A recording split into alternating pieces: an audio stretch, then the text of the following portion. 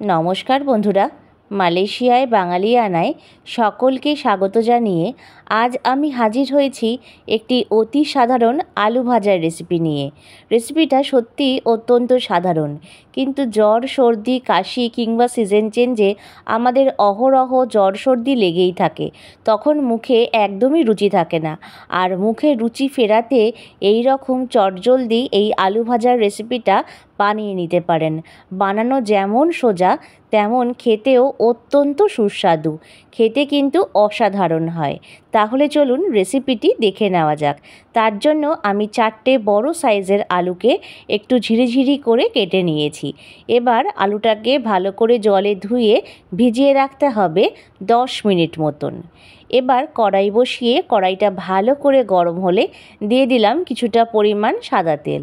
তেলটা ভালো করে গরম হয়ে গেলে এবার এর মধ্যে দিচ্ছি হাফ চামচ পরিমাণে কালো জিরে, তারপরে দেব 2টো শুকনো লঙ্কা, সামান্য ফাটিয়ে ব্যবহার করবেন।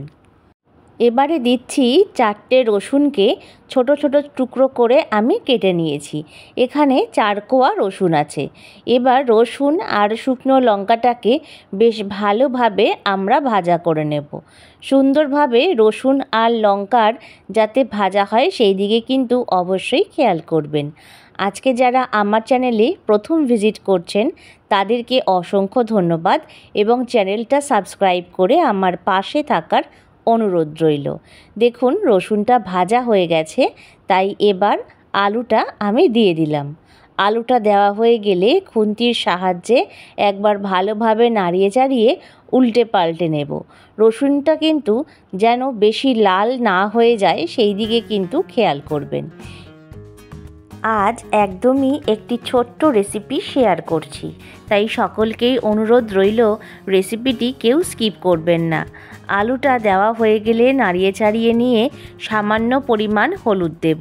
হলুদ যেন বেশি না হয়ে যায়। এবার আলুটা ভালোভাবে হলুদের সাথে নাড়িয়ে চাড়িয়ে মিলিয়ে মিশিয়ে নিতে হবে। এখন কিন্তু এর মধ্যে আমরা লবণ ব্যবহার করব না। এখন যদি লবণ দেওয়া হয় তাহলে আলুর থেকে জল বেরোতে শুরু করবে, আর তখন কিন্তু আলুটা নরম হয়ে যাবে, খেতে একদমই ভালো লাগবে না। দুপুরবেলা গরম ভাতে কিংবা রাতের ডিনারে বা সকালের জলখাবারে যখন তখনই কিন্তু এই রেসিপিটা বানিয়ে নেওয়া যেতে পারে। এটা চটজলদি হয়েও যায় আর খেতেও কিন্তু ভীষণ ভালো লাগে।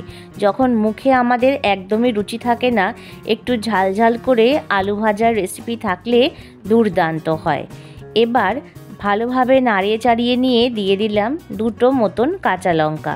কাঁচা লঙ্কাগুলোকে আমি ফাটিয়ে ব্যবহার করেছি, আর কাঁচা লঙ্কার থেকে একটা বেশ ঘ্রাণও আসে, তাই এই আলু ভাজায় কাঁচা লঙ্কাটা কিন্তু দিতেই হবে। আর জ্বর সর্দিতে মুখে একটু ঝালঝাল খাবার খেতেই আমরা সকলেই বেশি পছন্দ করি। দেখুন আলু ভাজাগুলো সামান্য লাল হতে শুরু করেছে, তাই এখানে আমি হাফ চামচ পরিমাণে লবণ দিলাম। এর আগে যদি লবণটা ব্যবহার করতাম আরও নরম হয়ে যেত। এবারে আলু ভাজাটাকে বেশ হালকা হালকা করে আমাদের নাড়িয়ে চাড়িয়ে নিতে হবে এবং লবণটাকে মিশিয়ে দিতে হবে।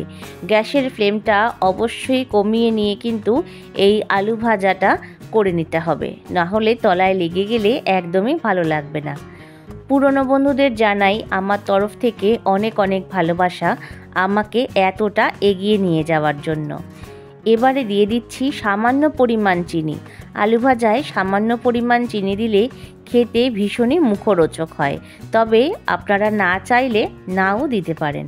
এবার চিনিটা দেওয়া হয়ে গেলে ভালোভাবে একবার নাড়িয়ে চাড়িয়ে নিয়ে এইবার আলু ভাজাটাকে একটু সাইডে করে আমরা সরিয়ে দেব। দেখুন খুন্তির সাহায্যে আমি কিন্তু আলতু আলতু করে আলু ভাজাটাকে একটু সাইডে সরিয়ে দিচ্ছি, আর মাঝখানটার থেকে যেন গর্ত হয় সেই দিকে খেয়াল করবেন, তাহলে আলু ভাজার থেকে যে তেলটা রিলিজ হয়েছে সেটা কিন্তু এখানে চলে আসবে। তাই এই প্রসেসটা আমাদের মোটামুটি 5 থেকে 6 মিনিটের মতন করে রেখে দিতে হবে। 5 থেকে 6 মিনিট পরে একটা পাত্রে আমি নিয়ে নিয়েছি। গরম গরম ভাতের সাথে কিংবা রুটির সাথে খেতে দুর্দান্ত লাগে। আজকের ভিডিওটি ভালো লাগলে লাইক, শেয়ার, কমেন্টস এবং সাবস্ক্রাইব করবেন। প্রত্যেকে ভালো থাকবেন, সুস্থ থাকবেন।